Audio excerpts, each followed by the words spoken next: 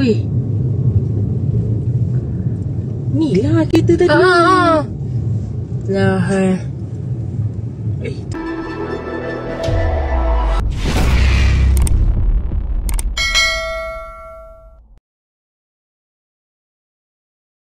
Sepasang kekasih ditahan polis selepas bertindak melarikan diri daripada pemeriksaan dalam kejadian di BPS 4, Senawang, awal pagi Isnin. Timbalan Ketua Polis Daerah Seremban memaklumkan, insiden berlaku sekitar jam 1.10 pagi ketika sepasukan anggota sedang melakukan rondaan di kawasan berkenaan. Anggota polis ternampak sebuah kereta Perodua Bezza dalam keadaan mencurigakan di tepi jalan sebelum menghampiri kenderaan itu.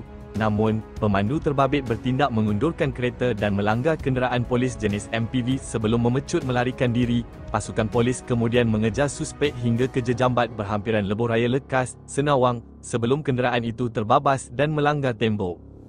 Pemeriksaan mendapati pemandu lelaki berusia 23 tahun dan penumpang wanita berusia 22 tahun tidak mempunyai rekod jenayah serta negatif ujian air kencing. Kedua-dua suspek kini ditahan untuk siasatan di bawah Seksyen 186 Kanun Keseksaan.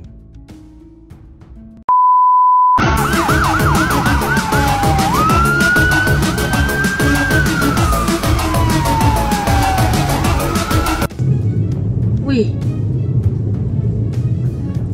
ni lah kereta tadi. Lah. Itu orang bawa ke betul ke? Bismillahirrahmanirrahim. Weh, kenapa?